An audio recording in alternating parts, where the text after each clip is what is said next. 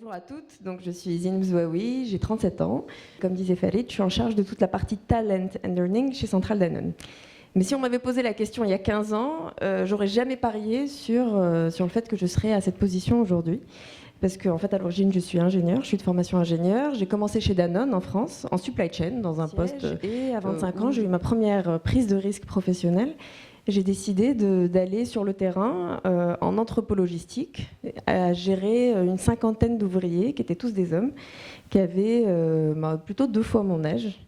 Et j'ai accepté ce poste-là un peu la boule au ventre, parce que je savais pas vers quoi je me lançais. Et j'ai passé les 9 premiers mois avec en fait une boule au ventre réellement permanente. J'avais peur. J'avais peur de manager, j'avais peur de recadrer, j'avais peur de challenger mes ouvriers. Et du coup, honnêtement, j'étais pas bonne. Et je dormais pas de la nuit, j'avais un état de stress permanent. Et à un moment donné, je me suis dit, il y a 2 choses. Soit je reste avec cette peur et ce qui me tétanise. Et mon boss va aussi finir par se rendre compte que je suis mauvaise et il va me mettre dehors. Soit, en fait, j'ai rien à perdre et je tente. J'essaye d'être courageuse et de prendre des risques et de faire mon job de management. Et du coup, j'ai pris cette décision après beaucoup de larmes, beaucoup de questionnements, et j'y suis allée. Et donc chaque jour, j'allais encore avec cette peur au ventre, mais je challengeais. Je faisais mon boulot en étant fidèle à moi-même, juste, bienveillante. Et tous les jours, je rentrais à la maison un peu fière de moi, en me disant j'ai réussi à faire ça. Au bout de 3 mois, je me disais j'ai gagné mes galons auprès de mes équipes, et cette peur s'est transformée en fait en un plaisir énorme qui était j'avais découvert le plaisir du management, le plaisir de créer des relations authentiques avec des personnes malgré une relation hiérarchique, et c'est passé de ma pire expérience à ma plus belle expérience, aussi bien professionnelle qu'humaine à ce jour. Je m'amusais bien.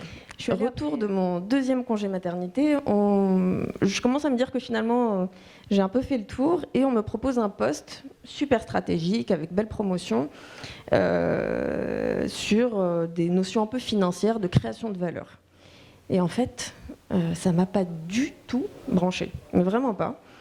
Et j'ai refusé. Et en parallèle, j'ai demandé un autre poste qui était sur de la gestion de transformation de l'entreprise, qui était un poste qui n'existait pas encore, mais qui était en train d'être créé. Et donc je me suis battue pour l'obtenir, parce qu'on me disait vraiment, tu seras bien dans l'autre truc. Je lui dis, mais en fait, je serai bien pour l'entreprise, mais je ne serai pas bien pour moi-même. Je ne le sens pas. Donc on a fini par m'accorder le poste de transfo. Encore une prise de risque. Je connaissais absolument rien là-dedans. Et ça a été 2 ans intellectuellement intenses, parce que j'ai appris énormément de choses.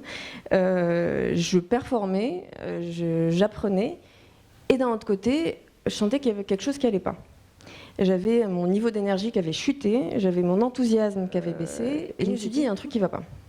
Et je crois que j'ai quelque part frisé le burn-out.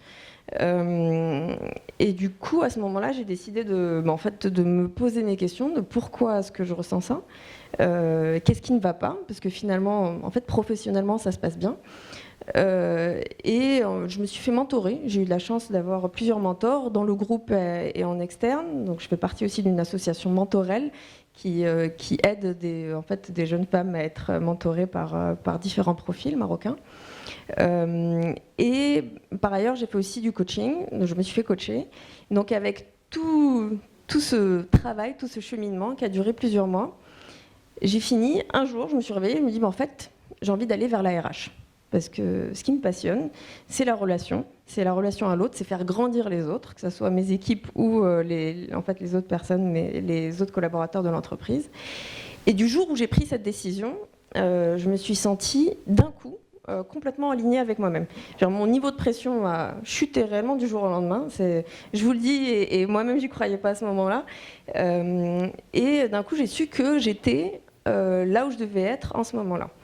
Et ça fait 1 an que je suis sur ce poste. C'est encore une fois une prise de risque, parce que je connais absolument rien à la RH. J'ai une formation d'ingénieur, donc je pars de zéro. Learning by doing, et learning aussi en faisant des formations, mais beaucoup en me trompant, en tombant et en me trompant, et en apprenant.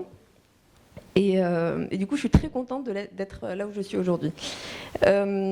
Si j'avais des clés de réussite à partager, même si réussite est un mot où chacun met ce qu'il veut dedans. Et pour moi, réussite, c'est être, dans ma définition à moi, c'est être aligné avec moi-même, être là où je veux être et contribuer, avoir du sens de la manière avec laquelle je veux l'avoir.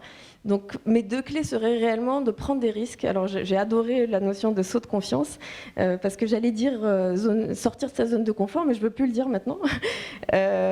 Donc prendre des risques pour pouvoir déjà se tromper et se relever, pour pouvoir apprendre, et aussi pour mieux se connaître. Et du coup, ma 2e clé de réussite serait réellement de se poser régulièrement la question de où est-ce que j'ai envie d'être et comment je veux contribuer, quel est le sens de ma mission, et aussi en fait c'est pas, je dis c'est un questionnement permanent parce que il y a 10 ans je m'éclatais dans ce que je faisais et j'étais très heureuse dans ce que je faisais, et mon sens a changé, j'ai eu besoin d'un autre type d'apport, et aujourd'hui je suis très bien dans ce que je fais et dans la manière avec laquelle je contribue. Est-ce que dans 10 ans ça sera toujours le cas? Je suis pas sûre, mais par contre je suis sûre qu'il faut que je me questionne régulièrement là-dessus, sur où est-ce que je suis bien, où est-ce que je peux contribuer et qu'est-ce qui a du sens pour moi.